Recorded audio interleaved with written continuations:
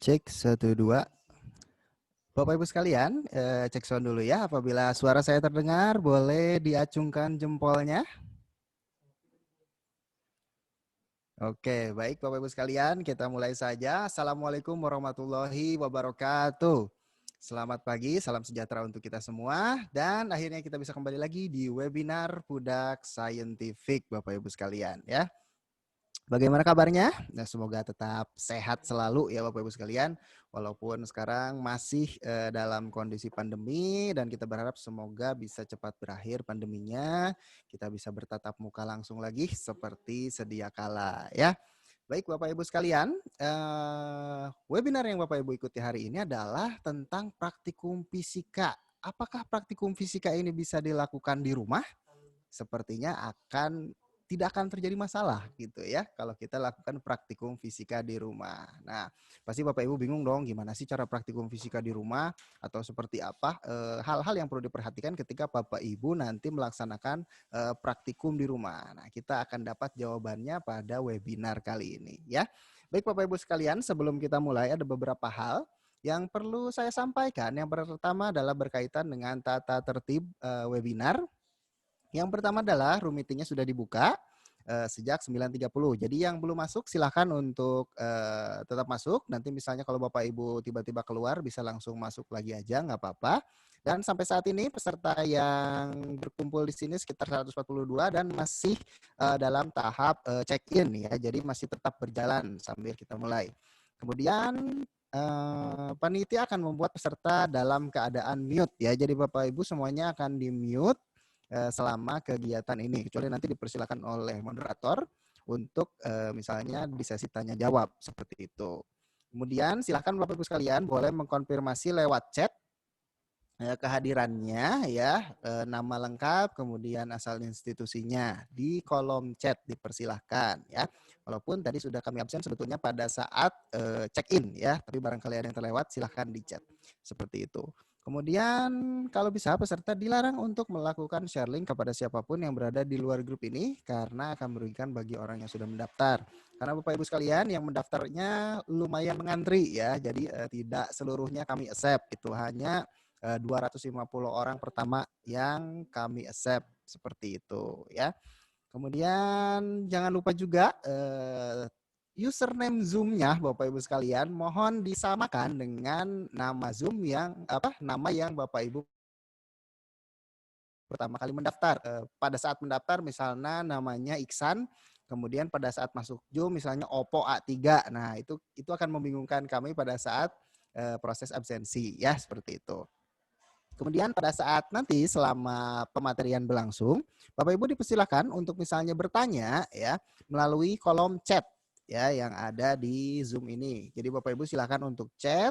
Nah, nanti pertanyaan yang menarik atau yang sama-sama akan saya rangkum dan akan saya sampaikan langsung ke pemateri utama kita pada hari ini ya. Kemudian untuk yang berkomentar atau menyampaikan pertanyaan diharapkan menggunakan bahasa yang sopan, tidak menyinggung sara, tidak spam, dan tidak berkomentar di luar tema utama. Dan di akhir acara, salah satu yang menarik juga Bapak Ibu kita adakan sesi giveaway melalui sistem quizzes ya, kita pakai platform quizzes dan hadiahnya adalah 3 buah buku yang ada di depan saya ya. Jadi ada buku Asiknya Meneliti Sains jilid 1, jilid 2 dan jilid 3 ya Bapak Ibu sekalian. Jadi langsung 3 buku untuk juara pertama. Dan untuk juara kedua nanti sampai juara posisi kelima itu akan mendapatkan 1 buku saja di mana adalah yang jilid 1 ya. Buku ini di dalamnya adalah berisi tentang permainan-permainan sains atau bagaimana cara menyampaikan sains dengan menarik ya, dengan memanfaatkan fenomena di sekitar kita Bapak Ibu sekalian. Seperti itu untuk giveaway-nya. Oke Bapak Ibu sekalian, sepertinya langsung saja sudah hadir juga di tengah-tengah kita pemateri utama yang mungkin Bapak Ibu sudah pernah bertemu dengan beliau ya, tidak asing lagi, atau mungkin kalau belum pernah bertemu nanti boleh berkenalan ya. Atau saya perkenalkan dulu nih ya. Saya bacakan dulu sebelumnya CV dari beliau ya supaya Bapak Ibu bisa lebih mengenal. Nah, sudah saya share screen ya Bapak Ibu sekalian, bisa dilihat. Beliau bernama lengkap Dr. Dede Tri Kurniawan SSIMPD ya. Nah, beliau merupakan dosen dari PGSD UPI Cibiru ya. Lahir di Cirebon tanggal 13 Januari tahun 1987. Nah, ya Bapak Ibu sekalian, untuk keterangan lainnya bisa lihat ada emailnya juga di dedetrikurniawan@upi.edu. Kantornya di kampus UPI Cibiru ya. Untuk alamat rumahnya juga di Cinunuk, nah, Kecamatan Cileunyi, Kabupaten Bandung. Mata kuliah yang dia punya konsep dasar fisika dan pembelajaran fisika kimia. Ya, seperti itu. Kita lihat ke bawah lagi.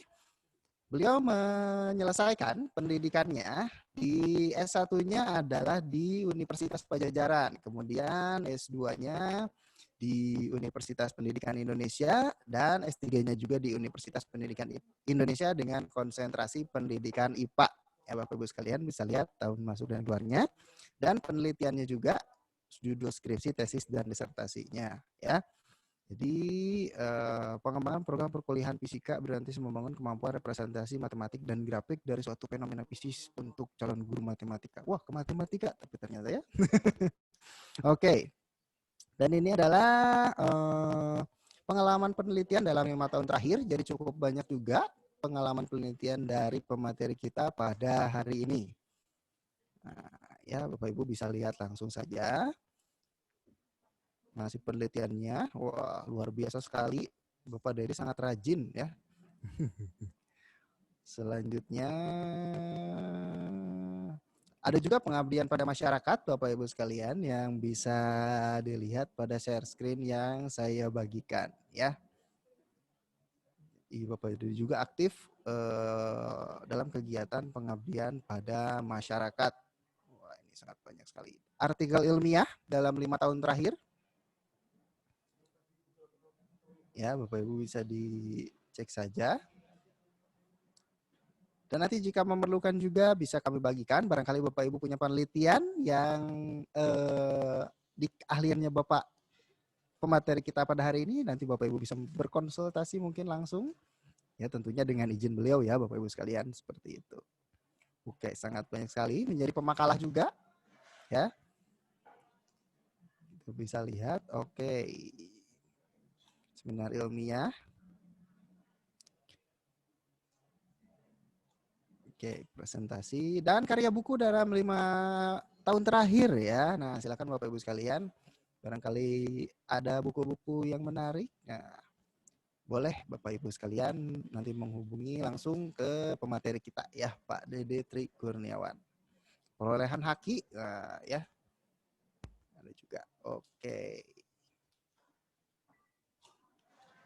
Nah, ini sebagai narasumber dan juga juri ya. Baik. Mungkin seperti itu saja untuk CV pemateri kita dan langsung kita sapa saja pemateri kita pada hari ini. Pak Dede boleh di-on-kan mic-nya.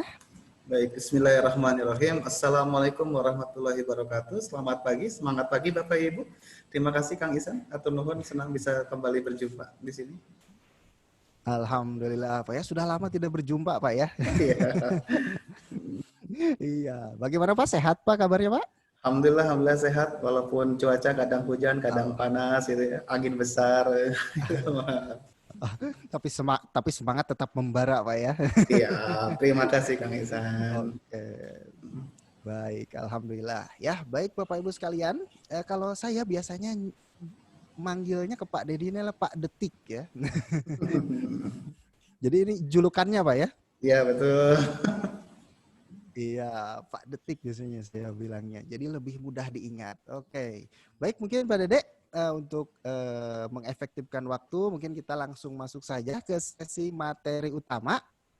Ya, sampai sekitar nanti pukul 11 siang ya Bapak Ibu sekalian. Jadi silakan untuk menikmati materinya dan kalau ada yang ingin ditanyakan sekali lagi silakan tanyakan di kolom komentar. Nanti akan saya seleksi pertanyaannya dan saya rangkum nanti akan kami sampaikan di sesi tanya jawab.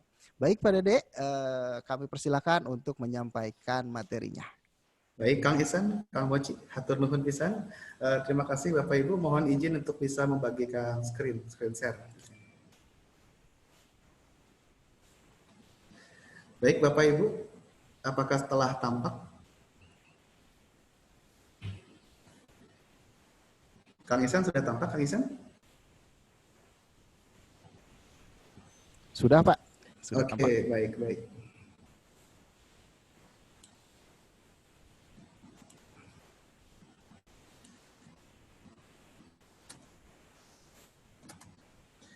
Baik Bapak Ibu, izinkan saya untuk bisa memulai. Bismillahirrahmanirrahim. Assalamualaikum warahmatullahi wabarakatuh. Selamat pagi, salam sejahtera untuk kita semua. Adalah sebuah kebanggaan dan penuh syukur saya bisa bertemu dengan Bapak Ibu semua di forum ini. Izinkan saya pada kesempatan kali ini untuk bisa berbagi apa yang pernah bisa saya lakukan untuk bisa men-setting sebuah kegiatan praktikum atau eksplorasi sains yang bisa dilaksanakan, yang bisa kita lakukan selama masa pandemi ini. Kalau saya boleh mengangkat judul praktikum fisika dari rumah, insya Allah tidak menjadi sebuah masalah. Kita masih bisa melakukannya. Baik Bapak Ibu, izinkan perkenalkan diri saya. Nama saya Dede Tri Kurniawan, atau lebih familiar disebut dengan Pak Detik. Jadi Pak Detik itu merupakan akronim Bapak Ibu, singkatan dari nama saya. Dede Tri Kurniawan disingkatnya menjadi sebuah satu kata yang saya sebut namanya Detik.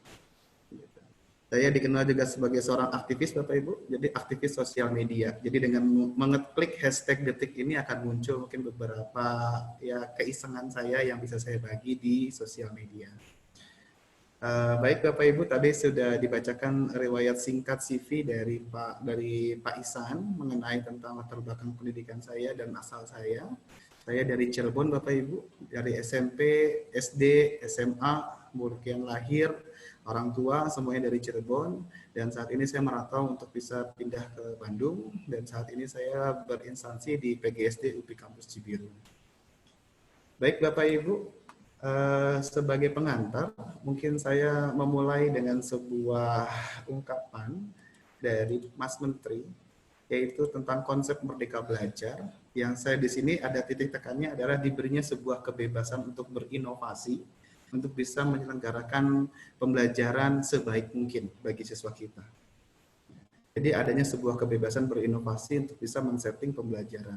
Apalagi dalam kondisi saat ini, Bapak Ibu, mungkin saya berangkat dari founding father pendidikan di Indonesia, Bapak Ki Hajar Dewantara, yang mengungkapkan bahwa setiap orang menjadi guru, setiap rumah menjadi sekolah. Mungkin ini adalah sebuah kondisi yang tepat untuk menggambarkan saat ini, di mana setiap rumah saat ini diposisikan menjadi sekolah. Maka bila setiap orang menjadi guru, setiap rumah menjadi sekolah, maka setiap detiknya harusnya bisa menjadi momen untuk belajar. Kemudian kita tahu Bapak Ibu, ternyata pandemi virus corona ini merubah segalanya. Saat corona sudah mulai hadir di dunia, banyak sekali perubahan besar untuk bisa terjadi. Salah satunya adalah banyaknya perubahan-perubahan yang mendasar yang selama ini tidak kita bayangkan harus kita lakukan. Salah satunya adalah ini Bapak Ibu. Kita dipaksa dari pandemi virus corona ini dari eksistensi tatap muka berubah menjadi eksistensi untuk bisa bertatap melalui dunia maya. Pembelajaran yang selama ini kita harus lakukan secara tatap muka, sekarang harus kita coba untuk bisa menyelenggarakannya dalam bentuk eksistensi dunia maya. Mungkin kalau saya mengambil sebuah rujukan dari pemanfaatan teknologi, maka disinilah posisi kita Bapak Ibu. Kita sedang berada di puncak penggunaan teknologi dalam pembelajaran. Sekarang teknologi ini tidak digunakan sebagai emerging lagi, tidak diaplikasikan lagi, tapi sudah mulai diintegrasikan sampai dengan menggantikan. Kita kebayang Bapak Ibu, kelas tatap muka yang selama ini kita ramai dibentuknya kelas di sekolah, sekarang kita merubah kelas tersebut dalam jadi kelas dunia maya dalam bentuk aplikasi yang lain, Google Classroom, Moodle, dan sebagainya. Disinilah ada sebuah proses mulai merubah atau menggantikan hal-hal yang sifatnya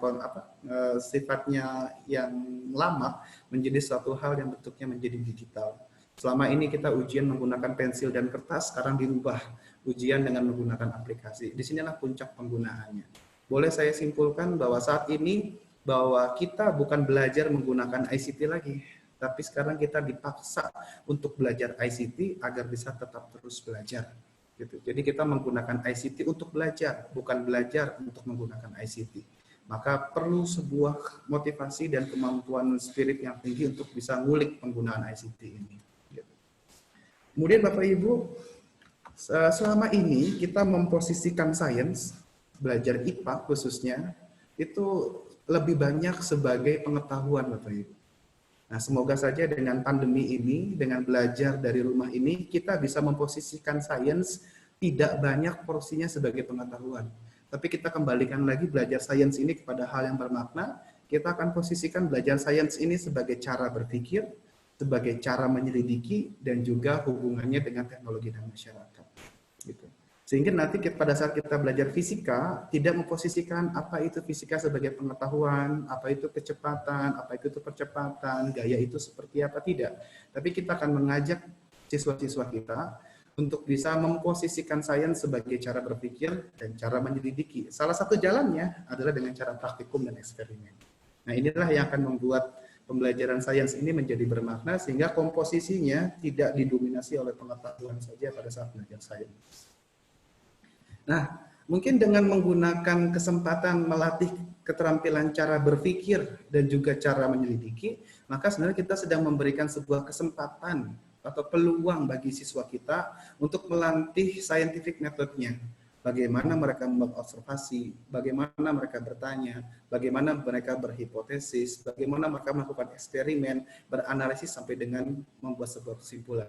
Tidak hanya scientific metodenya, tapi juga kita memberikan peluang bagi siswa kita untuk melatih kemampuan engineeringnya, kemampuan rekayasanya. Misalkan dengan menemukan masalah, menyusun sebuah rencana, membuat sebuah model, mengetes modelnya, dan memberikan refleksi atau redesign terhadap modelnya, yang tentu kita belajarnya berangkatnya dari sebuah masalah. Artinya di sini kita akan memposisikan siswa kita, memposisikan sains ini tidak hanya sebagai pengetahuan, tapi juga sebagai cara menyelidiki, cara berpikir, dan juga integrasinya dengan teknologi dan masyarakat. Dengan cara ini, kita akan bisa mengembalikan sains ini kembali menjadi sebuah hal yang lebih bermakna.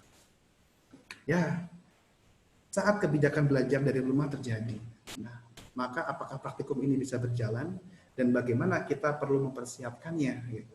Karena selama ini kita dalam benak kita bahwa praktikum itu harus dilakukannya secara tatap muka dan harus bisa dalam waktu yang bersamaan. Yang pertama, sebagai ungkapan bahwa COVID-19 ini memaksa kita untuk bisa mencoba satu hal yang baru. Jadi kalau dalam bahasa Merdeka Belajar kita diberi kebebasan untuk berinovasi. Karena inovasi itu adalah bentuk kita beradaptasi dalam kondisi saat ini. Kemudian dari COVID-19 ini memaksa kita melakukan pembelajaran daring dengan semua variasinya. Ya, salah satu hikmahnya adalah saat ini Bapak Ibu kita bisa bertemu se-Indonesia dalam sebuah alat teknologi, kita bisa belajar bersama saat ini. Yang dulu mungkin kita tidak pernah kepikiran bagaimana cara bertemu teman-teman se-Indonesia dalam satu konferensi yang murah, yang meriah, tapi bisa berjalan dengan baik. Jadi kita belajar daring dengan semua variasi yang ada. Dan saat ini kalau kita posisinya berada di sekolah, kita sedang diposisikan untuk menjalin kolaborasi yang kuat, yang intens bersama orang tua. Jadi sekarang kita perlu menjalin komunikasi dalam pembelajaran ini antara guru dan orang tua.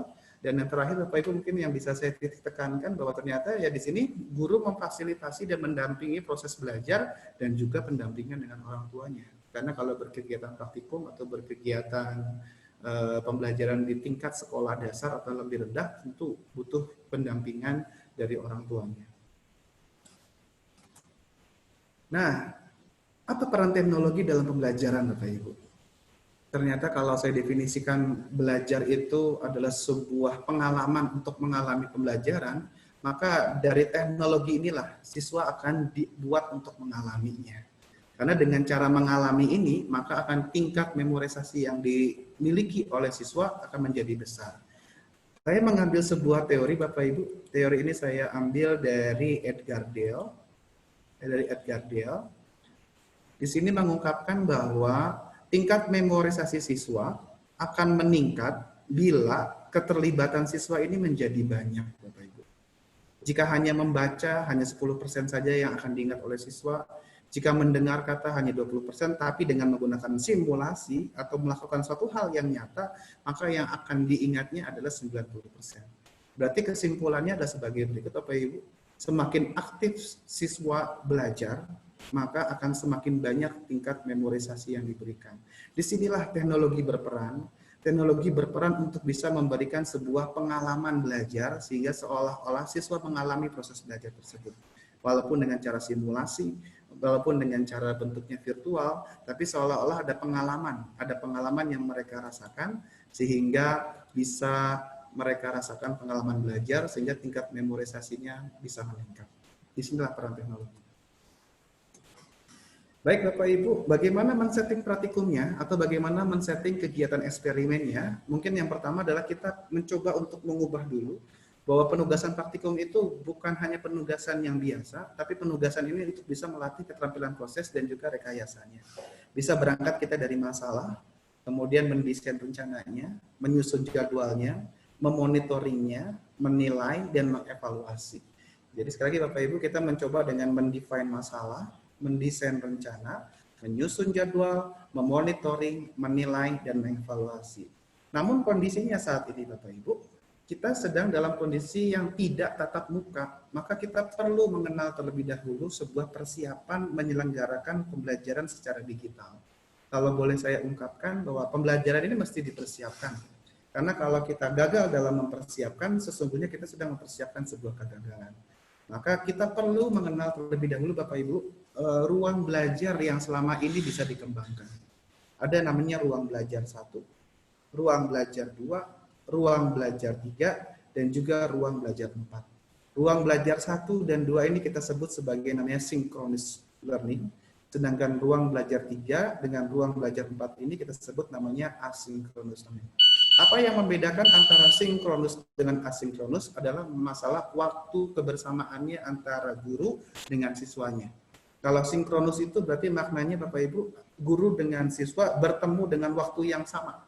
Gitu. Tapi kalau asinkronus, guru dengan siswa bertemu tidak dengan waktu yang sama. Contoh Bapak Ibu, di sini adalah ruang belajar 1 yang sifatnya tatap muka, di mana guru dengan siswa bertemu di waktu yang sama, di tempat yang sama. Kita sebut namanya ruang 1. Ruang 2 adalah guru dengan siswa bertemu di waktu yang sama, tapi tempatnya berbeda. Makanya dikatakan namanya tatap maya. Mungkin dengan aplikasi saat ini yang kita lakukan Bapak Ibu, dengan menggunakan Zoom.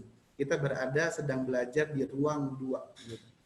Yang ketiga, misalkan guru dengan siswa gitu ya, tidak bertemu, tapi siswanya melakukan belajar secara mandiri. Misalkan kita memberikan tugas, bahan bacaan, menuntun siswa untuk menonton video biar mereka bisa menelaah sendiri. Di sini kita sedang memposisikan siswa sebagai ruang belajar 3, yaitu ruang belajar mandiri. Dan yang keempat adalah guru dengan siswa bertemu dalam sebuah platform belajar, tapi waktu dan tempatnya tidak bersamaan, yang kita sebut namanya belajar kolaboratif. Contohnya misalkan WhatsApp Group, Google Classroom, di mana guru dengan siswanya bertemu, tapi waktunya tidak bersamaan. Jadi sekali lagi Bapak Ibu, kita mengenal 4 ruang belajar 1, 2, 3, dan 4. Kondisi saat ini kita belum bisa melaksanakan ruang belajar 1, karena kita tidak bisa bertatap muka. Maka kita perlu mengoptimalkan ruang belajar 2, ruang belajar 3, dan juga ruang belajar 4. Berikut adalah definisinya Bapak Ibu yang saya ambil dari Pak Khair Rahman dari UNJ Jakarta. Kita sudah mendefinisikannya tadi pada saat penjelasan. Nah, bagaimana kita mengoptimalkan ruang belajar yang tadi Bapak Ibu? Misalkan tadi kalau kita ingin melaksanakan sebuah praktikum, kita siapkan dengan masalah, desain rencana, menyusun jadwal, monitoring, menilai, sampai dengan mengevaluasi. Pertama kita pilih dulu kontennya Bapak Ibu. Konten apa yang akan kita praktikumkan? Masalah apa yang akan coba kita eksplorasi melalui kegiatan eksperimennya. Nah, setelah kita beri sajian pada ruang belajar mandiri pada konten. Misal, perhatikan film yang Bapak berikan pada kalian. Baca buku yang telah Bapak berikan. Simak modul berikut ini. Nah, itu adalah ruang belajar 3, biar siswa belajar mandiri. Pembelajaran tidak akan terjadi kalau tidak diasuh aktivitasnya. Maka kalau dalam bahasa teknologi pendidikan Bapak Ibu ada namanya queen dan juga ada namanya king. Nah, queen itu diposisikan sebagai konten, sedangkan king itu adalah raja diposisikan sebagai aktivitas mengasuh. Kerjasama antara queen dan king inilah yang akan mengakibatkan proses pembelajaran. Sehingga pada saat di ruang 3 kita sajikan dulu misalkan baca dan pahami modul berikut, kemudian asuh aktivitasnya kita menurut kalian terhadap modul tersebut? Adakah yang tidak kalian pahami? Apakah kalian mengalami kesulitan? Terima kasih Andi telah memberikan respon terus Bapak Ibu. Jadi kita memberikan sebuah interaksi antara konten dan aktivitas. Nah setelah itu kita bisa bertemu di tatap muka atau tatap maya. Beri kesempatan buat siswa kita untuk menunjukkan hasil kerjanya, membuktikan hasil praktikumnya, atau bisa melakukan sebuah proses elaborasi. Jadi dari konten kita asuh, kemudian kita berikan ruang untuk mereka untuk menunjukkan kinerjanya, membuktikan hasil kerjanya, dan juga melakukan sebuah elaborasi. Maka kita bisa memanfaatkan strateginya seperti ini Bapak Ibu. Jadi kalau kita membutuhkan kemampuan indikator yang kita pilih untuk mengingat, mengerti, dan menganalisis, mungkin kita bisa memposisikan belajarnya secara mandiri atau kolaboratif. Tapi kalau kita ingin menginginkan indikator pencapaian belajarnya untuk menerapkan, menilai sampai dengan mencipta, maka kita perlu memposisikan belajarnya secara maya atau dengan secara tatap langsung dengan cara sinkronis. Saya mengambil kerucut pengalaman Edgar Dale yang dimodifikasi ini oleh Pak Uwais Rahman dari UNJ. Menurut saya ini bisa menjadi sebuah panduan kita untuk mengatur strategi pembelajaran atau strategi praktikum kita tentang pencapaian yang kita inginkan. Maka dibuatlah sebuah pola Bapak Ibu, kita bisa mengatur pola pembelajaran daring ini, kalau praktikum ini dengan pola sebagai berikut Bapak Ibu. Pertama, diawali dengan tatap maya sebagai briefing awal, kemudian diberi kesempatan untuk belajar mandiri, kemudian diasuh dengan kolaboratif untuk menyelesaikan praktikumnya.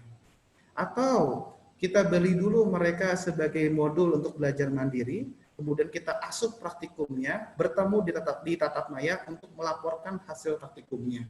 Atau yang seperti ini Bapak Ibu, dimulai dengan tatap maya ya untuk membriefing atau arahan tentang modulnya, beri kesempatan mereka belajar mandiri dulu untuk menyelesaikan masalahnya dengan modul tersebut, kemudian diasuh aktivitasnya dengan kolaboratif bersama kita, dan diakhiri bertemu lagi dengan tatap maya, mereka akan melaporkan hasil praktikumnya. Jadi ada pola-pola tertentu yang bisa kita manfaatkan dalam pembelajaran daring seperti ini Bapak Ibu. Ya, misalkan ini contoh ya Bapak Ibu ya, ini ada sebuah contoh fenomena fisik yang dibentuk virtualkan, salah satunya adalah gerak. Di sini ada gerak sebuah benda yang direpresentasikan dalam bentuk lain, ada yang bentuknya visual atau kemudian ada bentuknya grafik dan juga ada bentuknya dalam bentuk matematis atau simbolis yang lainnya. Mungkin izinkan saya memulai berangkatnya dari apa itu esensi praktikum dalam fisika Bapak Ibu. Kita tahu bahwa fisika itu starting point-nya adalah kita belajar tentang menganalisis fenomena fisik yang ada Bapak Ibu. Baik itu peristiwa alam atau yang kita modelkan atau fenomena eksperimen yang kita temukan.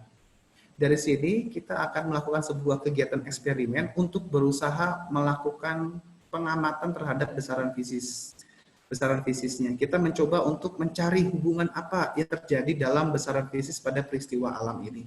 Misalkan, kalau seandainya jarak bendanya saya dekatkan, maka jarak bayangannya akan, kalau seandainya arus listriknya saya kecilkan, maka tegangannya akan, kalau seandainya suhunya saya tingkatkan, maka tekanannya akan. Jadi dalam praktikum ini berupaya untuk mencari sebuah hubungan besaran fisis, maka di sini akan teori yang akan berkata, oh teori mengatakan seperti ini. Apakah itu dapat terbukti dengan aktivitasnya? Jadi harapannya di sini siswa dapat memodelkan sebuah hubungan besaran fisis. Tentu butuh sebuah alat ukur dalam menentukan sebuah hubungan besaran fisis ini. Bila tidak dapat dilakukan praktikumnya, kita bisa memberikan sebuah sodoran data, maka siswa akan diposisikan untuk mencari identifikasi hubungan, mencari fungsi matematik yang sesuai, yang mensupport teori-teori, konsep fisika, atau karakteristik yang menjelaskan hal itu semua. Berarti kalau bisa saya simpulkan, dari pengamatan fenomena fisis, diarahkan untuk kegiatan eksperimen, dan biarkan mereka melakukan sebuah proses konstruksi untuk menyajikan dalam bentuk representasi grafik atau matematis yang menjelaskan teori atau konsep fisika yang bekerja di dalamnya. Nah, misal Bapak Ibu, saya mencoba mengintegrasikan praktikumnya dengan sebuah pendekatan STEM Bapak Ibu. Mungkin ada juga nanti yang tidak menggunakan STEM-nya. Misalkan di sini saya memposisikannya dengan integrasi STEM. Berarti tidak hanya scientific prosesnya yang dilatih, tapi juga diberi kesempatan untuk bisa melatih kemampuan engineering-nya, kemampuan rekayasanya. Berangkat dari masalah, kemudian desain rencana, kemudian menyusun jadwal, monitoring, menilai sampai dengan evaluasi. Kita starting point-nya misalkan dari masalah atau kehidupan sehari-hari. Tentu ini perlu koordinasi antara guru dengan orang tua. Kemudian kita akan mempersiapkan siswa kita menjadi seorang pengamat dan juga sebagai penemu solusi dari masalah yang kita angkat. Kemudian kita akan memberi ruang pada siswa kita untuk tampil dengan gagasannya dari hasil eksperimen dan praktikumnya, dan kita perlu mengapresiasi dan bantu penyelesaiannya dengan cara mengasuh aktivitas belajarnya melalui platform dunia maya tadi. Misal Bapak Ibu, saya ambil contoh seperti ini. Saya berangkat dari masalah, misalkan kalau energi sudah habis, bisa nggak ya kita masak tapi nggak menggunakan api? Bisa tidak kita menggunakan masak atau membuat sebuah masakan atau menggantikan kompor yang selama ini kita menggunakan api dengan bentuk yang lain? Apakah kita bisa menggunakannya? Dan membuat alat masak tapi tidak menggunakan bahan bakar. Gitu. Maka apa yang bisa kita lakukan? Nah, akhirnya ada sebuah solusi yang bisa kita dekatkan. Salah satunya adalah kita akan mencoba mengajak siswa kita untuk membuat sebuah oven matahari. Membuat oven matahari yang sederhana. Nanti kita akan mengajak mereka untuk melatih keterampilan proses bereksperimen tentang oven matahari dan juga kemampuan engineer untuk mendesain oven mataharinya atau kompor matahari sederhananya. Kemudian di sini nanti kita akan membimbing siswa kita untuk mendesain bagaimana kompor matahari atau oven mataharinya, seperti apa mereka akan mendesainnya. Di sini mereka akan menggabungkan konsep-konsep tentang perpindahan kalor, tentang radiasi, tentang cahaya matahari, dan sebagainya. Setelah mereka mendesain seperti ini, setelah dikonsultasikan, nanti kita akan asuh aktivitas mereka untuk bisa melakukan sebuah eksperimen atau praktikum sederhana kaitan antara jam mereka menjemur mataharinya dengan suhu yang didapat dengan intensitas cahaya matahari. Lalu bagaimana Pak? Bukankah di rumah kita tidak memiliki alat ukur? Bukankah praktikum itu kita membutuhkan alat ukur untuk bisa mengetahui hubungan besaran satu dengan yang lainnya? Alhamdulillahnya kita difasilitasi oleh smartphone Bapak Ibu. Ternyata di smartphone ini banyak sekali aplikasi yang bisa diposisikan sebagai alat ukur. Ada termometer digital yang bisa kita manfaatkan dari smartphone yang dimiliki, dan satu lagi ada namanya PayPox Bapak Ibu. Nanti ada sesi khusus akan membahas tentang ini. Ini adalah sebuah aplikasi laboratorium mobile yang memanfaatkan sensor yang ada pada handphone kita untuk dijadikan sebagai alat ukur.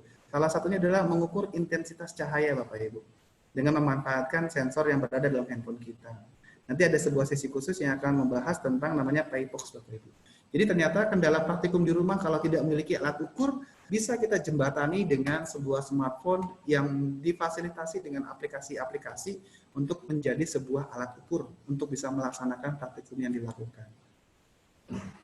Nah, setelah itu nanti kita akan pandu siswa kita untuk merepresentasikan hasilnya dalam bentuk grafik dan coba kita uji cobakan hasil kompornya itu untuk melelehkan mentega saja salah satunya. Mentega 1 sendok, maka butuh waktu berapa lama untuk bisa melelehkan seutuhnya. Nah, salah satu aplikasinya ada di negara Afrika ya Pak Ibu ya. Ternyata digunakan kompor matahari ini dalam memanfaatkan cahaya matahari untuk bisa memenuhi kebutuhan sehari-harinya. Pertama kita berangkat dari masalah, melatih kemampuan prosesnya, mengobservasi, menganalisis, dan menyajikan, mengkomunikasikan hasil, dan kita juga melatih kemampuan engineeringnya, mendesain sebuah kompor. Di sini kita bisa memposisikan tidak hanya praktikum, tapi juga sebuah solusi penyelesaian masalah dalam kehidupan sehari. Maka ada sebuah integrasi dengan bentuk STEM-nya Bapak Ibu, yang bisa kita ulik dari rumah. Mumpung belajar di rumah itu lebih banyak ada leluasa waktu, kalau seandainya kita bisa mensetting pembelajaran menjadi menarik, menjadi sebuah tantangan yang ingin mereka coba. Nah, ini Bapak Ibu, izinkan saya berbagi, saya mendapatkan inspirasi menggunakan PayPox ini dari Pak Yanto V. Sulumbudi. Beliau adalah dosen dari Fisika Unpar. Beliau pernah berbagi tentang bereksperimen dengan smartphone. Mungkin nanti kalau Bapak Ibu membutuhkan untuk bisa lebih detail tentang PayPox ini, bisa berkonsultasi dan menghubungi dengan PayPox. Saya hanya menjelaskan secara sekilas saja apa yang saya ketahui dari beliau tentang mengetahui PayPox ini. Jadi ternyata Bapak Ibu, smartphone kita ini yang selama ini kita pegang adalah laboratorium mobile kita Bapak Ibu. Banyak sekali sensor pada pada handphone kita ini yang ternyata dibikin sebuah aplikasi yang bisa kita manfaatkan sebagai sebuah alat ukur, sebagai lab, sebuah laboratorium yang bisa kita manfaatkan untuk bisa melakukan sebuah praktikum. Nah, misalkan nanti bisa dilihat Bapak Ibu, baik di iOS maupun di Android di Play Store, itu bisa Bapak Ibu install dan ini gratis tidak berbayar, namanya PyTalks. Software ini ditemukannya oleh Aalsen University dari Belanda, Bapak Ibu. Nah, sampai saat ini belum ada bahasa Indonesianya. Kalau nggak salah, Pak Yanto ini salah satu relawannya untuk bisa menjembatani, untuk bisa mempersiapkan versi bahasa Indonesianya. Adanya bahasa Inggrisnya sudah ada, bahasa Cina juga sudah ada, namun dalam bahasa Indonesia dalam proses pengembangan. Semoga saja secepatnya nanti dalam versi bahasa Indonesia yang akan muncul. Di sini lengkap sekali Bapak Ibu, apa yang kita butuhkan untuk bisa mengukur misalkan medan magnetnya, bisa mengukur tentang akustiknya, bisa mengukur intensitas cahaya. Banyak sekali yang bisa kita manfaatkan untuk bisa mengeksplorasi handphone kita sebagai bentuk alat ukur. Jadi tergantung versi dan series handphonenya, ada atau tidak sensornya. Kalau ada sensornya, maka bisa diintegrasikan dengan PyFox untuk melakukan sebuah alat ukur. Jadi kita lihat Bapak Ibu ya, ternyata di smartphone kita itu kaya sekali sensor. Ada mikrofon, ada barometer, ada magnetometer, ada accelerometer, ada giroskop dan sebagainya. Nah, aplikasi ini tuh bisa mengeksplorasi, mengupayakan tools sensor pada handphone kita ini menjadi sebuah alat ukur. Namun untuk masalah kalibrasinya belum kita bahas. Bisa dikuantitatifkan dalam bentuk angka. Kalau masalah ketelitian dan juga masalah ketepatan presisinya nanti dulu, belum saya bahas di saat ini. Yang jelas ada sebuah alat ukur yang bisa kita jembatani. Nah, misalnya ini Bapak Ibu, saya memposisikan tentang smartphone ini untuk mengukur intensitas cahaya.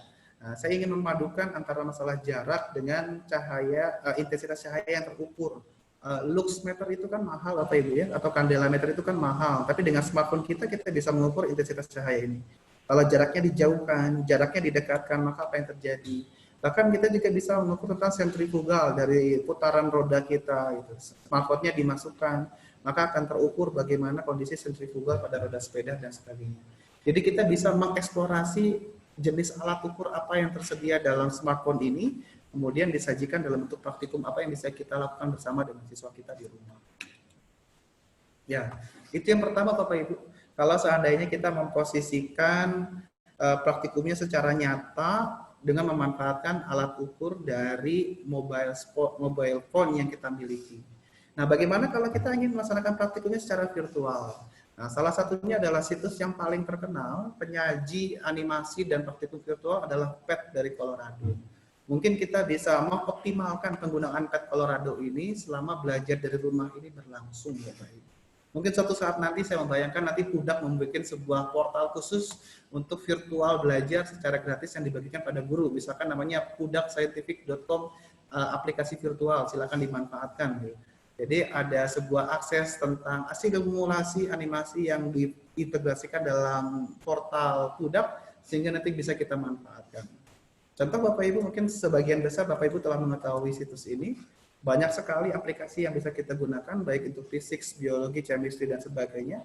Untuk fisik saja hampir ada 106 hasil Bapak Ibu, hasil simulasi yang bisa kita manfaatkan. Jadi kita bisa menggunakan simulasi virtual ini untuk bisa bersama siswa memandu bagaimana jalannya praktikum, gitu. Kemudian alhamdulillahnya di produk ini baik Bapak Ibu ya, kita bisa mendownloadnya dan ada versi bahasa Indonesianya dan ada dipandu dengan for teacher. Jadi sudah dipandu dengan lembar kerja yang disusun bersama. Karena ini sifatnya terbuka, maka produk ini PET Colorado ini menyediakan LKS-AKS yang terintegrasikan dengan simulasinya yang bisa kita manfaatkan, yang bisa kita gunakan untuk membimbing siswa dalam belajar. Contohnya misalkan Bapak Ibu, di sini saya mendownload satu percobaan praktikum. Saya buka menu for teacher-nya, ternyata di sini ada panduan untuk bisa membimbing siswanya belajar. Nah, di sini kita bisa memanfaatkan, bisa mengeksplorasi atau bisa mengembangkan sehingga nanti bisa dikombinasikan dalam satu portal, kita bisa belajar dengan siswa menggunakan aplikasi ini Bapak Ibu. Sehingga mungkin suatu saat nanti Pudak bisa membuka kesempatan gitu bagi guru-guru yang ingin memasukkan RPP-nya pada animasi yang kami bikin. Nah, sehingga nanti ada kerjasama antara Pudak dengan guru untuk bisa memproduksi tentang praktikum virtual yang dilaksanakan. Itu mungkin salah satu yang bisa kita manfaatkan Bapak Ibu, yaitu baru tentang pet interaktif. Ternyata banyak Bapak Ibu portal-portal atau halaman-halaman untuk praktikum virtual yang bisa kita eksplorasi. Pet itu hanya salah satu. Ada namanya Praxi Labs Bapak Ibu, bisa diakses ke sini di praxilabs.com. Ada juga namanya p6classroom.com, bisa kita akses juga. Ada namanya simpi.com, bisa kita akses juga ke sini Bapak Ibu. Ada Edumedia, ada OP6 atau ada OLabs. Di sini bisa kita akses, bisa kita eksplorasi, bisa kita coba untuk bisa mengulik praktikum virtual apa yang bisa kita sajikan pada siswa untuk bisa menjalankan praktikum walaupun dengan cara virtual. Nah, untuk yang bisa melatih kemampuan engineer yang bisa diintegrasikan dengan STEM-nya atau belajar sains dalam bentuk yang lebih menarik, mungkin bisa menjadi rujukan ide, misalkan salah satunya untuk yang The Dead Lab, ini ada interaksi antara ayah dengan anaknya belajar sains secara menarik. Ada juga Three Blue, One Brown, ada juga Minute Physics, ada juga TED Education, ada Royal Institution atau SISAU. Nah, silakan Bapak Ibu bisa mengakses dari portal-portal ini untuk mencari ide-ide atau mencari rujukan penyelenggaraan pembelajaran sains yang menyenangkan berbasis aktivitas yang bisa kita lakukan bersama dengan siswa kita atau mungkin aktivitas antara orang tua dengan anaknya dalam mempersiapkan sebuah belajar sains yang menyenangkan gitu Bapak Ibu. Ya, hikmahnya dalam kondisi pandemi seperti ini adalah kita mendapatkan bom informasi yang begitu luas. Banyak sekali informasi yang bisa kita berdayakan, tinggal bagaimana cara kita meramu dan merampungkannya menjadi sebuah satu sajian yang menarik, sehingga bisa menjadi sebuah pembelajaran yang menyenangkan. Ada juga sebuah channel Bapak Ibu dari YouTube, yaitu tentang STEM from Home, atau sebuah website dari UK. Nah, di sini mengintegrasikan pembelajaran STEM dalam sebuah portal. Mungkin kita bisa mengambil beberapa ide yang bisa kita manfaatkan dalam pemanfaatan STEM, tapi berangkatnya dari rumah gitu, yang bisa kita manfaatkan di sini. Nah, sebagai penutup Bapak Ibu, ya, kalau saya ambil dialog dari kartun legendaris, kartun lintas generasi dari zaman 80-an sampai saat ini masih eksis, yaitu Doraemon. Doraemon berkata, kalau punya niat untuk belajar sih dimanapun juga bisa. Namun Nobitanya proses, gitu ya. Ternyata menimbulkan niatnya itulah yang susah. Gitu. Maka Bapak Ibu, izinkan saya bisa membuat sebuah kesimpulan. Memang ini semua tidak mudah, tapi jangan menyerah. Karena saat ini kita sedang hidup di era sains dan teknologi, bukan lagi sebagai pelengkap Bapak Ibu, tapi sebagai kebutuhan hidup.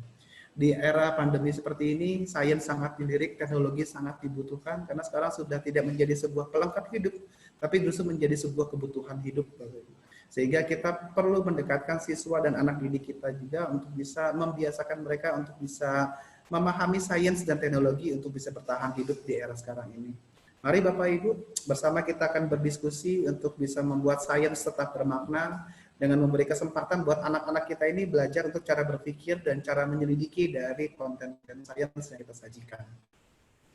Sebagai penutup Bapak Ibu, izinkan saya untuk bisa memberikan quotes. Ada seorang filosof Yunani mengatakan bahwa saya berpikir, maka saya ada, maka saat ini kondisinya Bapak Ibu, aku berkuota masuk dunia maya, maka aku ada. Maka kita perlu sekali memikirkan kuota yang kita miliki untuk bisa tetap hadir di tengah-tengah dunia maya, karena saat kita hadir di dunia maya, maka kita diakui eksistensinya itu ada. Semoga Bapak Ibu berkenan mengisikan angket yang akan saya kirimkan nanti melalui chat untuk bisa memberikan feedback atas materi yang saya sampaikan.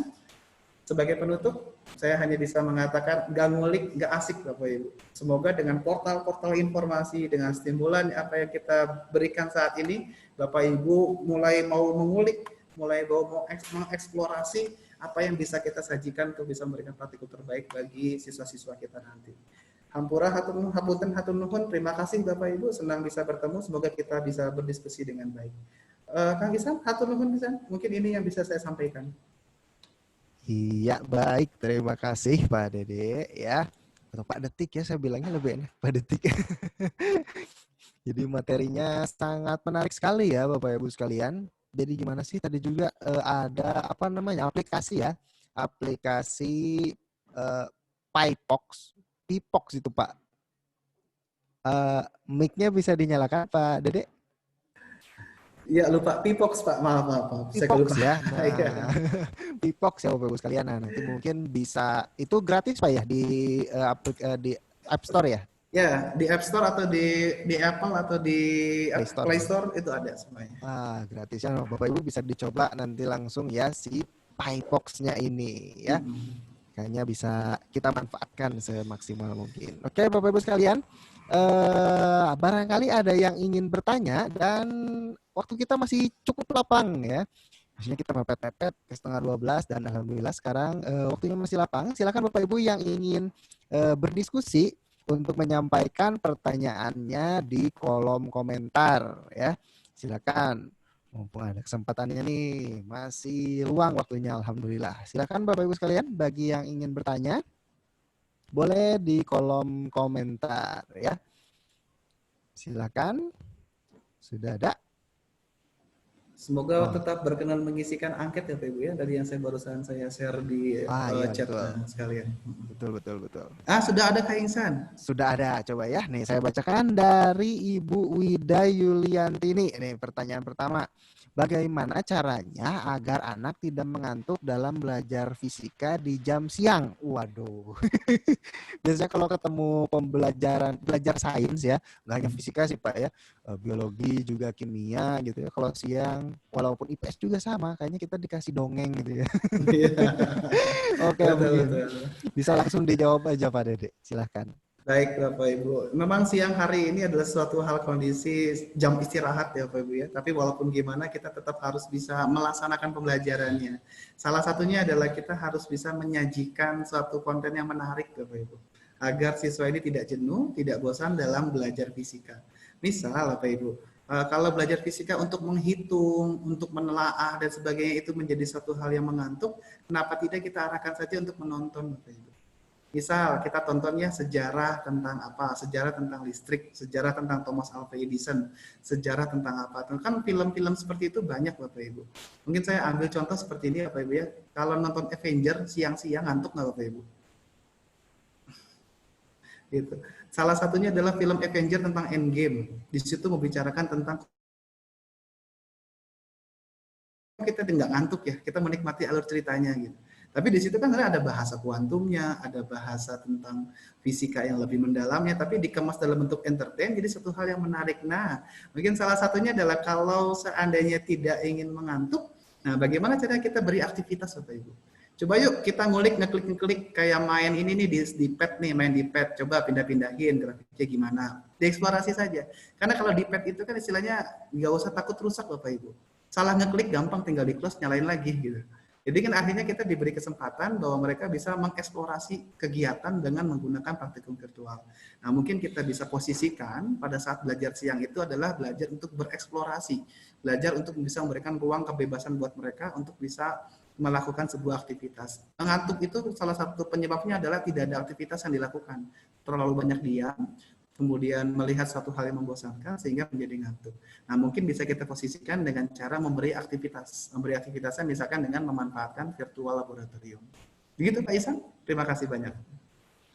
Iya, baik ya. Cukup ya Bapak Ibu ya. Nah, sekarang ada lagi pertanyaan. Ini yang menarik ya. Langsung ke teknis sih sepertinya nih Pak.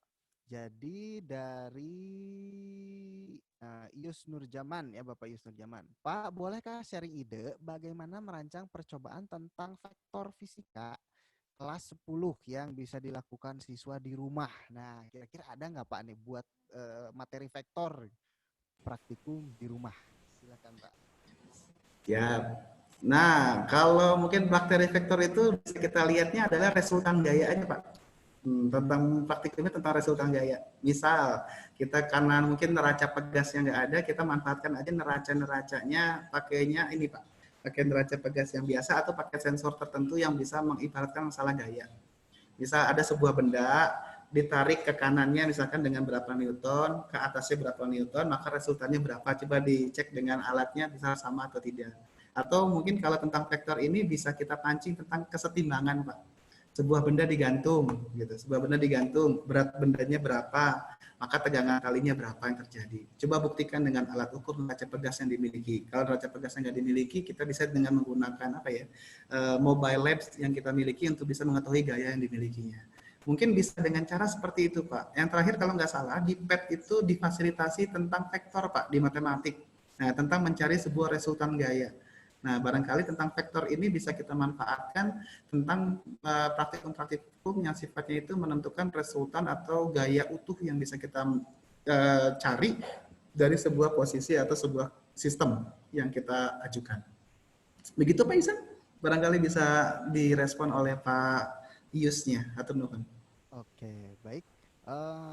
Pak Yus, mungkin ada yang ingin didiskusikan ya tentang faktor apa kelebihan atau kekurangannya atau seperti apanya. Silakan boleh kepada Pak Yus kalau mau menyalakan mikrofonnya. Halo Pak Yus. Oke, jika tidak ada respon Ya, sudah. mungkin kita lanjut saja Pak. Siap, siap. Ya, baik. Masih banyak ini. Wah, tiba-tiba jadi banyak. Tadi nggak ada yang nanya nih. Nah, oke. Di bawahnya aja nih ya, dari Ibu Fatma. Pak, mohon izin bertanya, fisika itu salah satu mapel yang banyak tidak disukai anak-anak. Fakta katanya itu ya. Seringkali yang menggelitik adalah ketika anak bilang ini kenapa harus belajar fisika, nggak penting, masa ada mengejatuh mikir dulu. Ya, Kenapa bisa betul. gitu? Biarin aja jatuh kan gampangnya jatuh. Nah, kira-kira bagaimana katanya menjelaskannya ke siswa, memberikan pemahaman ke siswa secara yang pas gitu dan Baik tidak Bapak Ibu. mengejatuhkan diri seperti itu. Nah, betul Bapak Ibu. Adalah sebuah tantangan besar. Kita belum mulai mengajar, tapi sudah punya stereotip atau label fisika ini tidak menyenangkan. Padahal kita belum melakukan apapun gitu Bapak Ibu ya. Nah, sehingga kita udah punya framework jelek duluan, padahal kita belum mulai mengajar sedikit pun. Nah, tapi biasanya saya mulai membuat sebuah ungkapan sebagai berikut. Coba sebutkan dari mulai kalian bangun tidur sampai tidur lagi yang tidak bisa dijelaskan secara fisika. Bangun tidur, alarm berbunyi, alarm, gelombang bunyi. Gelap, gelap optik cahaya. Gitu. Setelah bangun ternyata dingin, dingin, suhu, temperatur, kalor. Gitu. Kemudian jalan ke kamar mandi air mengalir fluida. Berangkat dari rumah ke kampus atau ke sekolah, naik motor berangkat kecepatan GLB, GLBB dan sebagainya. Kemudian handphone habis, butuh ngecas, listrik, gitu. Rambut disisir, berdiri, listrik statis, kan gitu. Artinya, fisika itu ilmu yang dekat dengan kita, yang selalu kita temui. Tapi kenapa menjadi asing? Gitu. Saat ini apalagi gitu. Kalau seandainya kita tidak belajar fisika, kemungkinannya adalah bisa nggak kita bertahan hidup dalam kondisi pandemi seperti ini. Gitu. Misalkan kita membutuhkan teknologi, kalau kita nggak tahu tentang ilmu tentang listrik, maka apa yang kita gunakan? Gitu. Jadi sebenarnya kita ingin memposisikan bahwa fisika ini bukan sebagai pengetahuan saja, tapi fisika ini dekat dengan kehidupan kita sehari-hari. Kenapa kita bisa mendengar ada gelombang, ada bunyi, dan sebagainya. Cuman saat ini pertanyaannya adalah pengemasan bahasanya Bapak Ibu. Mungkin takutnya adalah terlalu banyak istilah dan bahasa asing sehingga itu tidak familiar dengan mereka. Gitu. Saya cukup bingung misalkan seperti ini. Anak-anak belajar tentang belajar tentang fluida dinamis, tentang kenapa pesawat bisa terbang, menjelaskan persamaan kontinuitas itu sulit gitu. Tapi mereka sangat jago dan paham, apalagi kondisi sekarang yang sedang anginnya banyak, sangat pintar sekali menerbangkan layangan. Gitu. Jadi artinya adalah kalau ditanya kenapa layangannya bisa terbang, mereka tahu karena ada anginnya. Kenapa angin berhembus? Nah, kan berhenti. Gini tuh. Nanti ada konsep temperatur, konsep tekanan, kemudian konsep apa bisa mulai masuk di sana.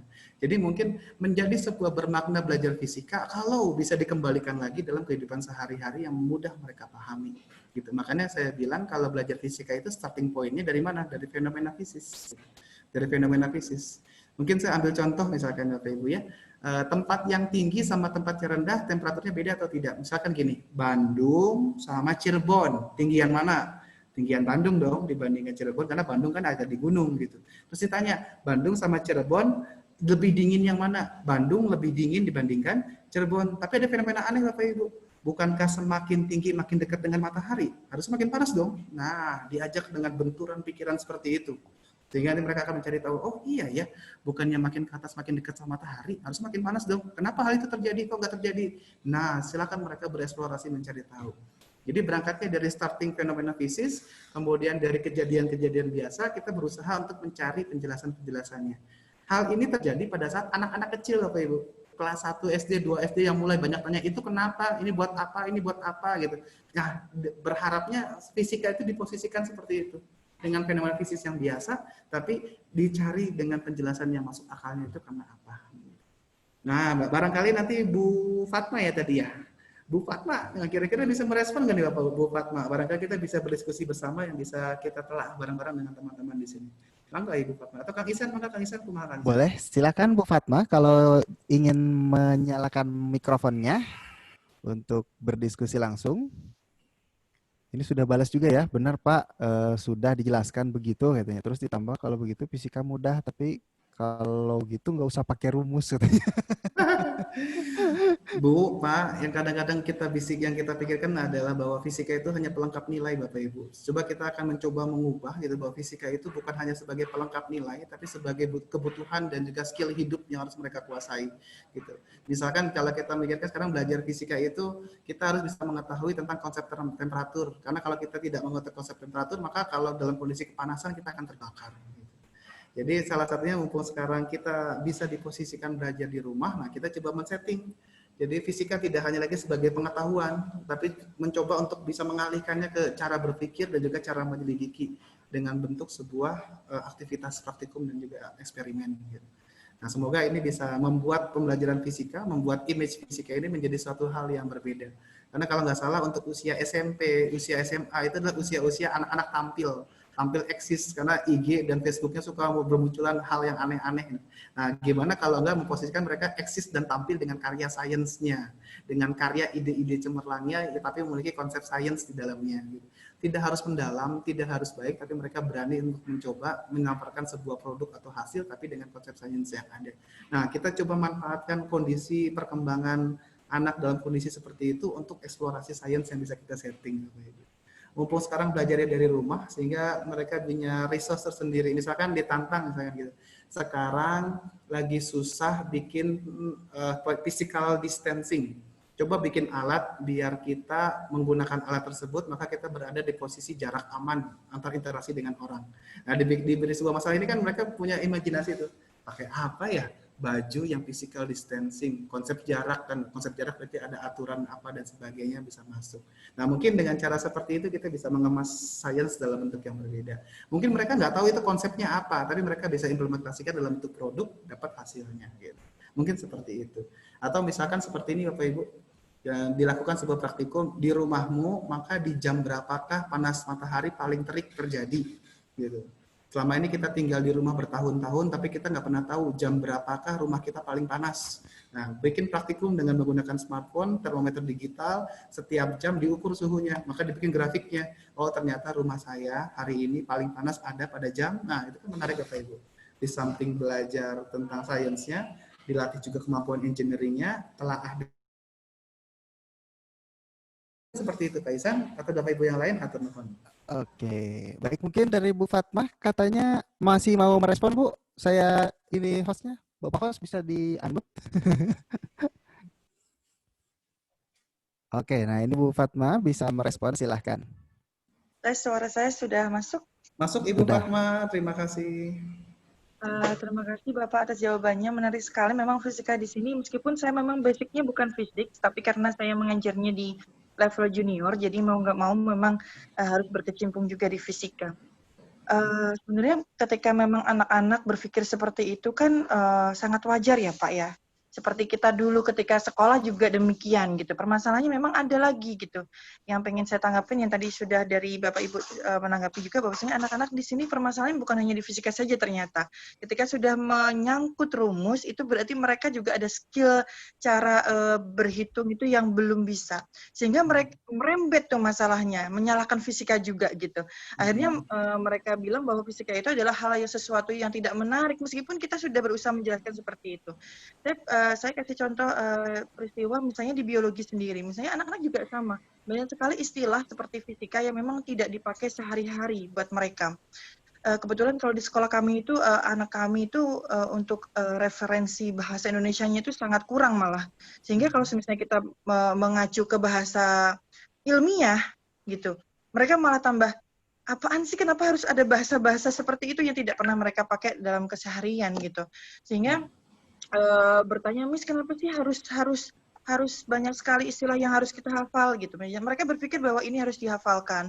Ketika mereka dikasih rumus, mereka berpikir itu harus dihafalkan. Ketika dikasih suatu konsep ataupun hukum, mereka berpikir harus dihafalkan. Meskipun guru sudah bilang ini tidak boleh dihafalkan. Ada kata-kata tidak boleh dihafalkan, tapi harus dipahami. Begitu tetap mindset anak harus dihafalkan dulu dong, Miss gitu. Jadi seperti itu mindset anak-anak yang memang berpikir bahwa pembelajaran konkret buat mereka itu dan kita arahkan ke abstrak itu agak perlu proses gitu Bapak.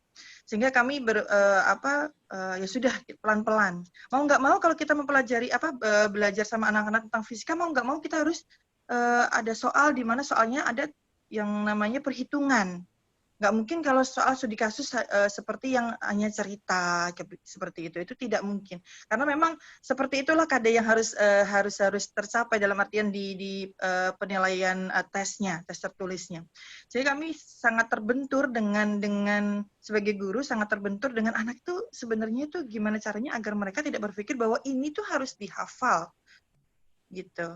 Tapi harus dipahami, nggak perlu dihafal. Ketika paham kan pasti hafal sendiri. Kalau hafal belum tentu paham, ya hilang lagi gitu. Betul, jadi sebagai guru kita mengalami kesulitan seperti itu Bapak gitu. Meskipun kita sudah berusaha untuk menjelaskan dalam bentuk contoh keseharian. Sampai ketika kita bilang seperti itu pun mereka bilang akhirnya ketahuan permasalahannya adalah ya udah berarti gampang ya fisika ya. Banyak di kehidupan kita, Miss. Berarti nggak usah pakai rumus-rumus itu juga nggak penting. Jadi memang seperti itu Bapak. Sehingga, wah salah lagi nih, apa saya salah? Apa gimana ya ini harusnya begitu. Jadi itu sih Pak sebenarnya. Terima kasih banyak Bapak. Terima kasih banyak. Baik Bu Fatma, terima kasih banyak atas pembagian sharing ceritanya Bapak Ibu ya. Betul Bapak Ibu. Jadi kita mencoba untuk bisa memposisikan tentang rumus itu sebagai bentuk bahasa Bapak Ibu. Misal saya ambil contoh Bapak Ibu ya. Kalau saya berangkat dari rumah ke kampus jaraknya 60 km, kemudian kalau saya pakai motor saya dengan kecepatan rata-rata 60 km per jam, yang artinya saya berpindah dari satu tempat ke tempat lain sepanjang 60 km setiap 1 jamnya. Kalau saya berangkat jam 7 pagi, maka saya akan sampai jam berapa? Gitu. Jaraknya 60 km, motornya kelajuannya 60 km per jam. Setiap 1 jam berpindah 60 km. Berangkat jam 7, berarti sampai jam 8. Jadi sebenarnya kita perlu memaknai ternyata penjelasan yang panjang berparagraf-paragraf seperti itu cukup dinotulensikan dalam bentuk sebuah persamaan rumus. Sehingga kita bisa sedikit mendekatkan pada siswa bahwa rumus itu adalah bahasa lain paragraf dalam bentuk simbolik yang menjelaskan tentang kondisi gerak benda. Contoh misalkan, kalau kita menjabarkan bahwa percepatan itu sebanding dengan gaya dan berbanding dengan massa, maka bentuk tulisannya panjang. Tapi kalau pada saat kita notulensikan dalam bentuk simbol, maka A sama dengan F per M, itu mungkin bisa diibaratkan bahwa ternyata ada kesebandingan dan ada ketidaksebandingan antara dua variabel dalam bentuk simbolis seperti ini.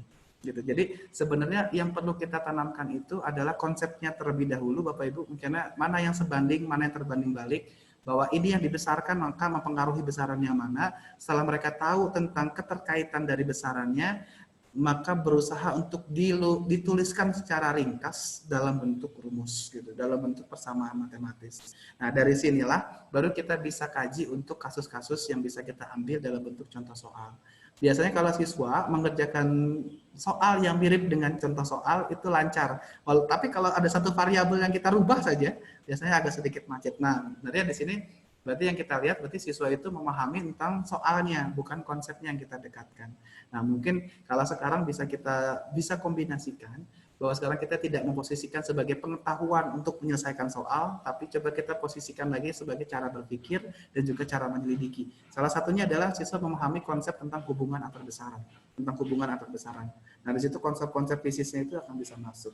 Ibu Fatwa, terima kasih banyak. Semoga nanti bisa kita diskusi bersama tentang bagaimana ya mengemas sains ini jadi menyenangkan, apalagi dalam kondisi pandemi seperti ini.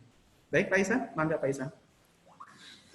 Baik Pak, terima kasih ya. Cukup jelas ya Bu Fatma ya. Semoga puas dengan jawabannya. Dan masih ada pertanyaan nih Pak, ini saya rangkum aja karena banyak juga yang bertanya Pak.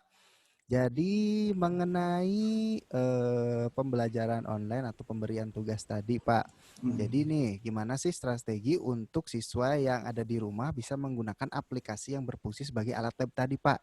Jadi ketika melakukan percobaannya tidak didampingi orang tua. Nah, gimana caranya sebagai guru kita bisa mengarahkannya dari jarak jauh seperti itu. Kemudian kalau misalnya terjadi error, harus seperti apa gitu supaya kita terhindar dari error atau human error dalam melakukan praktikum menggunakan aplikasi tersebut. Ya kira-kira Pak, bagaimana caranya seperti itu? Baik, Pak Isan. Mungkin tadi kita bisa gunakan pola pembelajaran daring, Bapak Ibu ya. Mulai dari ruang 2, masuk ruang 3, masuk ruang 4, kembali lagi ke ruang 2.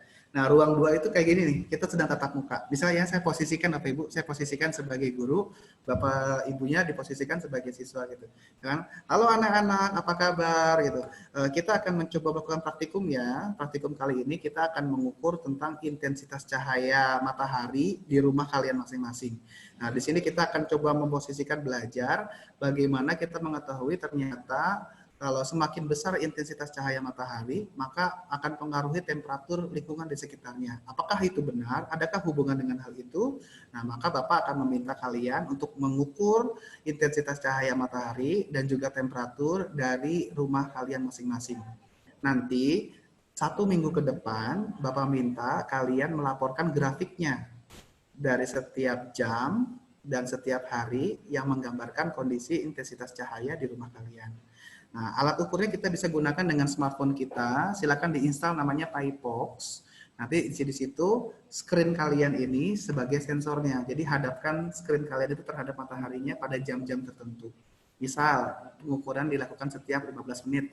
Dari jam 6, 6.15, 6.30, 6.45, kemudian jam 7 terus dilakukan sampai dengan sore. Silakan kalian analisis bagaimana kondisi intensitas cahaya di rumah kalian. Maka nanti suatu saat nanti kalian akan tahu efektif ngejemur pakaian itu jam berapa. Karena disitulah panas maksimal yang akan terjadi. Nah, silakan nanti kalian bikin grafiknya antara waktu dengan intensitas cahaya, antara waktu dengan termometer, dengan suhu yang terjadi. Nanti coba kalian cari hubungan antara intensitas cahaya dengan termometer. Kalau intensitas cahayanya tinggi, apakah termometernya juga tinggi? Nah, itu yang pertama, di dalam kondisi tatap maya kita briefing singkat dengan menggunakan tatap maya seperti ini. Nanti mereka berkonsultasi, ngobrol, dan sebagainya. Setelah itu, posisikan mereka untuk belajar mandiri, kita beri modul. Ini modulnya, silakan kalian lakukan belajar mandiri selama seminggu. Nanti kita asuh dengan WhatsApp group. Bagaimana pengukurannya, ada kendala atau tidak, bagaimana penggunaan PiPox-nya, lancar atau tidak. Nah, itu kita asuh dulu, kita asuh. Misalkan udah ada yang melaporkan, Andi, kamu hebat, sudah bisa melakukannya, tapi kok ukuran cahaya segitu, coba cek dulu. Jangan-jangan sensor screen kamu rusak. Coba gunakan dengan handphone yang lain. Jadi setelah tatap maya seperti ini, masuk dengan belajar mandiri, kemudian kita asuh aktivitas di ruang 4, di ruang kolaboratif dengan menggunakan WhatsApp group. Nanti pas ketemu lagi minggu depan, nah sekarang bukan kita yang tampil, tapi anak-anak kita yang tampil. Ayo laporkan hasil praktikum kalian tentang intensitas cahaya matahari, nah, gitu. Dimulai dari siapa? Nah dia presentasi dengan semua slide-nya. Nah, jadi kita bisa memposisikan dari ruang 2, ruang 3, ruang 4, kemudian ruang 2 lagi. Jadi awalnya briefing, kemudian mandiri, kolaboratif dan asuh, kemudian presentasi hasil dari siswanya. Nah itu bisa kita lakukan dalam waktu 1 minggu. Bagaimana kalau praktikumnya tidak menggunakan seperti itu juga. Jadi pertama kita latih dulu dengan menggunakan tatap maya seperti ini. Kemudian mereka melakukan praktikum, kita beri modulnya, kita asuh dengan WhatsApp group sebagai komunikasi. Nanti yang akhir yang keempatnya mereka melaporkan hasil praktikum dengan menggunakan virtual mayanya, dengan menggunakan praktikum mayanya yang kita pandu. Nah di situ mereka bisa melaporkan hasil praktikumnya dari setiap orang. Karena kita tidak bisa melakukan praktikumnya secara berkelompok, karena saat itu kan kondisinya setiap siswa rumahnya jauh, sehingga kita fasilitasi dan jembatani dengan menggunakan media teknologi ini yang bisa kita lakukan. Begitu Bapak Ibu mungkin strategi yang bisa kita optimalkan dengan penggunaan ruang belajar, dengan menggunakan aplikasi smartphone, dan juga dengan menggunakan virtual laboratorium yang telah tersedia yang selama ini ada. Begitu Kang Isan? Oke, Pak. ini nambahin sedikit Pak, ada yang bertanya juga. Nah, Siap. katanya saya sudah pakai PayPok, namun ada beberapa tema yang tidak aktif di HP saya, seperti pressure. Bagaimana cara untuk mengaktifkannya? Ya. Nah, seperti itu Pak mungkin. Itu salah satunya adalah spesifikasi handphonenya Pak. Gitu. Sama di handphone saya juga yang pressure tidak aktif. Kenapa? Karena sensor pressure-nya nggak ada di handphone saya. Nah, semakin canggih handphone, semakin bagus handphonenya, maka nanti semua aplikasi itu memiliki sensor yang lebih beragam. Jadi kalau ternyata sensornya tidak aktif, artinya adalah di handphone kitanya tidak ada alat ukur itu, sehingga tidak bisa dijalankan. Tapi menurut saya kalau pressure tidak jalan, yang lainnya masih bisa dioptimalkan ya Pak Ibu ya, kayak giroskop, kemudian kayak light, kemudian tentang akustik yang mikrofon, itu bisa lebih diintenskan lebih baik lagi. Gitu. Misalkan contohnya sensor mikrofon aja misalkan, mengukur tentang jeritan adik-adiknya gitu. Jeritan siapa yang paling tinggi kan gitu. Nah, silakan diukur dengan menggunakan mikrofon, nanti ada taraf kebisingan desibelnya. Maka kalau suara seperti itu, maka termasuknya kategori mana, bising atau tidak. Nah, bisa lakukan dengan cara pemanfaatan Paybox kita sebagai alat ukur, misalkan gitu. Begitu Kang Isa? Oke, baik ya. Jadi Bapak Ibu sekalian, mungkin di HP Bapak Ibunya tidak ada sensor tekanannya gitu ya. Nah, Ya, jadi mungkin Bapak Ibu sekalian di HP-nya masing-masing, Bapak Ibu bisa search aja sih sebetulnya di internet ya. HP Bapak Ibu misalnya HP apa gitu. Kira-kira punya sensornya sensor apa saja. Nah, itu bisa cek, nanti bisa disinkronkan. Kalau misalnya kan di speknya ada, ternyata di sensornya nggak ada, ya kemungkinan ada kerusakan gitu. Kalau misalnya Bapak Ibu mau ngulik-ngulik HP, mungkin ada termasuk cara kalibrasinya juga. Oke, seperti itu. Mungkin sekitar ada 5 menit lagi, Pak. Ini pertanyaan terakhir mungkin ya, Pak ya. Jadi ada juga di sini yang izin bertanya katanya. Bagaimana mengeksekusikan pembelajaran jika hanya bisa menggunakan pola 3 dan 4, Pak, katanya. Karena di daerah saya mengajar sangat minim sinyal internet, sehingga untuk melakukan pola 2 itu cukup sulit. Seperti itu, Pak. Silakan, Pak. salah satunya bisa memanfaatkan tentang home visit ya Pak Ibu ya. Kalau nggak salah kan ada program dari setiap guru itu yang untuk berkunjung ke rumah siswa kita untuk melakukan home visit gitu. Nah mungkin dari home visit ini bisa kita optimalkan pola-pola yang menggantikan tentang tatap maya dan juga menggunakan dengan tatap muka. Nah kita bisa gantikan dengan pola namanya home visit. Nah jadi home visit itu diberi kesempatan mereka untuk melaporkan hasilnya aja, melaporkan hasil praktikumnya atau melaporkan hasil karyanya gitu. Barangkali bisa kita optimalkan. Nah, bagaimana kalau home visit ini masih tidak bisa dilakukan? Kemungkinan kalau nggak salah ada pembatasan jadwal tertentu ya untuk bisa mengundang siswa untuk datang ke laboratorium. Jadi kita bisa mengatur jadwal biar tidak semuanya datang, tapi untuk bisa melaporkan hasilnya saja. Gitu. Tapi kalau pola 3 dan 4-nya adalah pola pemberian eh, belajar mandiri dan juga pola pengasuhnya kalau tidak ada internet harus dilakukan dengan cara seperti apa, dioptimalkannya adalah dengan cara modul tercetak Bapak Ibu. Jadi kita harus membuat modulnya seintegratif mungkin, sekomunikatif mungkin, dan selengkap mungkin untuk bisa mereka memandu. Karena kita tidak memberikan kesempatan buat mereka untuk berkonsultasi dengan kita, salah satunya karena kendala jaringan internet. Sehingga modul ini kita harus setting untuk bisa memahamkan betul mereka bisa menjalankan praktikumnya dengan baik. Gitu. Nah, kita doakan saja Bapak Ibu, semoga saja infrastruktur di negeri kita ini bisa terbangun dengan baik, sehingga teknologi-teknologi ini bisa mulai merata, sehingga kita bisa mulai mengoptimalkan penggunaan teknologi ini bagi masyarakat dan bagi anak-anak kita nanti. Begitu Pak Isa? Baik, Pak Dede. Terima kasih banyak. Baik, mungkin Bapak Ibu sekalian, karena waktunya sudah mepet ke setengah 12 ya, dan ada beberapa agenda lagi. Karena setelah ini Bapak Ibu akan ada giveaway juga ya. Sekali lagi kami ucapkan kepada Bapak Detik ya yang sudah memberikan ilmunya, kemudian juga sharing ya. Alhamdulillah sharingnya cukup lama nih Pak. Biasanya sharing mepet-mepet banget. Alhamdulillah ya. Jadi semoga juga Bapak Ibu bisa puas terhadap materi yang diberikan. Dan misalnya kalau misalnya Bapak Ibu masih ada pertanyaan, masih ingin berdiskusi dengan Pak Dede, mungkin bisa juga boleh langsung ke Bapak Pak melalui email atau WhatsApp. Boleh Pak, boleh Pak, boleh. Boleh ya, jadi Bapak Ibu sekalian ada CV-nya. Nanti CV-nya akan kami bagikan nomor HP-nya sama email Pak Dede ya, mungkin tadi sudah ada juga di awal webinar kita, dan nanti akan kami bagikan juga di grup WhatsApp ya Bapak Ibu sekalian. Jadi kalau misalnya mau sharing, silahkan ke Pak Dede, mungkin asal tidak mengganggu Pak Dedenya ya, jangan share-nya WhatsApp jam 12 malam gitu ya Bapak Ibu sekalian ya. Seperti itu. Baik Pak Dede, mungkin ada pesan-pesan Baik. pesan-pesan terakhir apa ya namanya ya, kalimat penutup Pak, silahkan Pak. Baik Bapak Ibu, penuh syukur dan bangga saya bisa bertemu dengan Bapak Ibu semua. Dan kenapa saya menyampaikan materinya singkat? Karena sejujurnya saya lebih banyak ingin untuk bisa berdiskusi dan berinteraksi dengan Bapak Ibu. Saya masih minim pengalaman di sekolah Bapak Ibu. Saya masih belum banyak berinteraksi dengan sekolah. Justru dari forum inilah saya akan belajar banyak dari Bapak Ibu tentang bagaimana penyelenggaraan fisika di sekolah. Justru disinilah saya berhadapan dengan guru-guru saya. Karena saya praktikum fisika dalam kondisi seperti ini. Karena saya akui saya belum banyak memiliki pengalaman yang banyak untuk berinteraksi dengan sekolah, karena selama ini saya berinteraksinya dengan perguruan tinggi dan mahasiswa.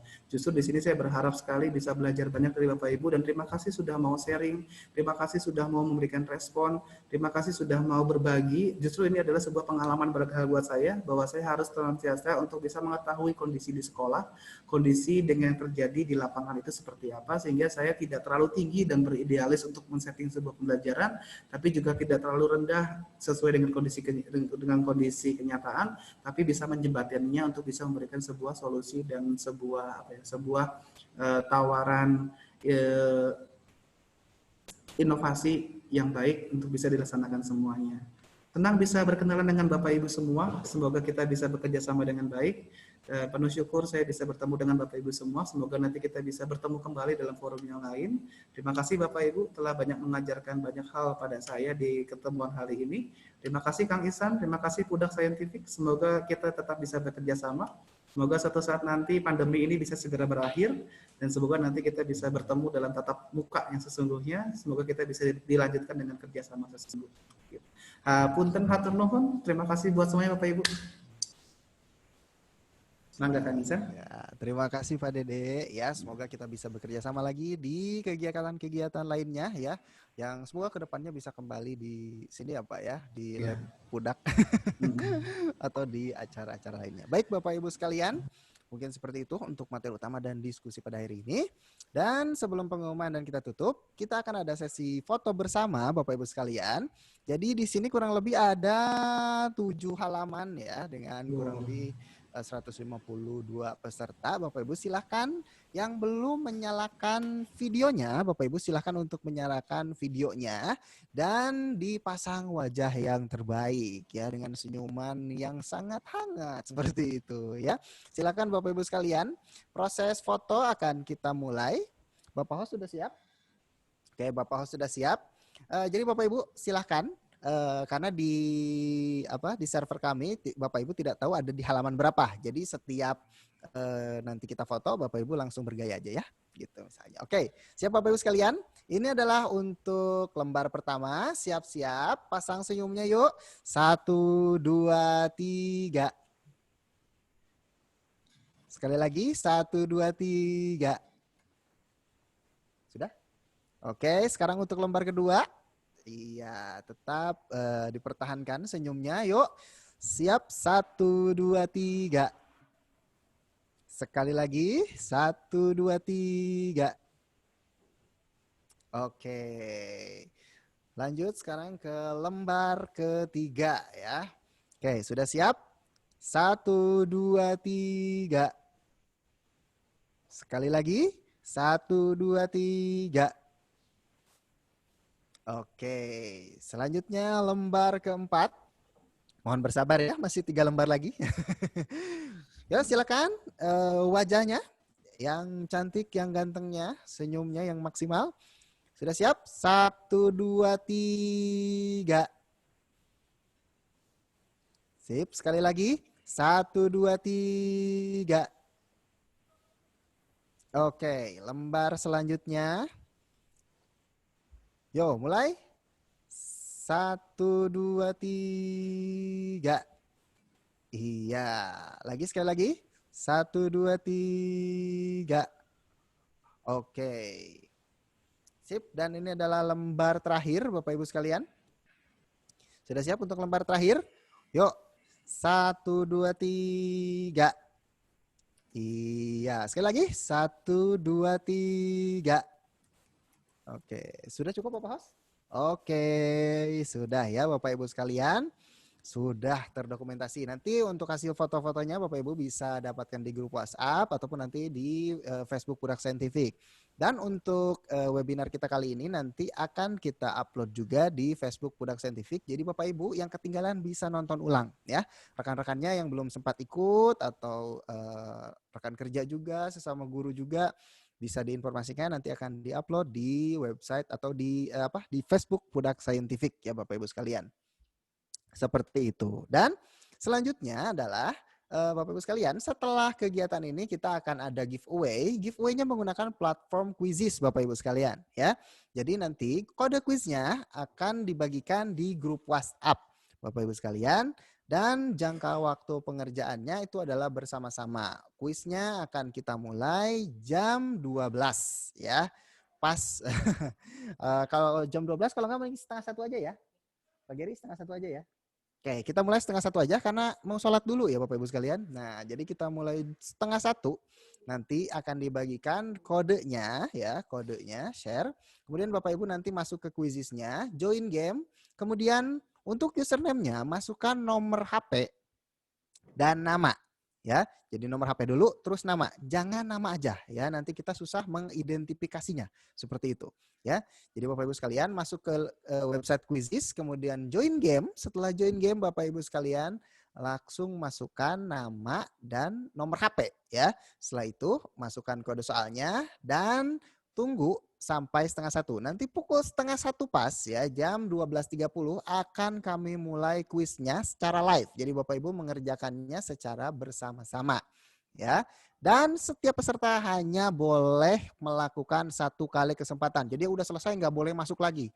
Ya, ketika ada yang melakukan lebih dari 1 kali kesempatan, maka akan langsung kami diskualifikasi. Yaitu untuk quiz atau giveaway-nya. Ya, hadiahnya seperti sudah saya lihatkan tadi, ada buku asiknya meneliti sains ya. Ini untuk yang juara pertama langsung dapat 3.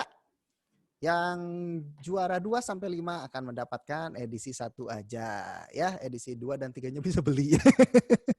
Oke ya, seperti itu. Itu untuk giveaway-nya. Nanti akan pengumuman lebih lanjut di grup WhatsApp. Baik Bapak Ibu sekalian, mungkin seperti itu saja untuk kegiatan webinar kita pada hari ini. Dan silakan juga yang mau mengisi, ya nanti silakan isi. Ini ada angket ya dari Bapak Detik ya Bapak Ibu sekalian. Nanti akan kita share juga di grup WhatsApp ya Bapak Ibu sekalian. Untuk angketnya barangkali ada yang tertinggal ya Bapak Host bisa dikopikan. Silakan nanti ya, seperti itu. Baik Bapak Ibu sekalian, mungkin seperti itu saja webinar kita pada hari ini. Semoga bisa bermanfaat. Dan jangan lupa tahu informasi lebih lanjut tentang Budak Scientific, silahkan ikuti di media sosialnya. Ada Facebook Budak Scientific, ada Instagram @budakscientific, atau websitenya di www.budakscientific.com ya.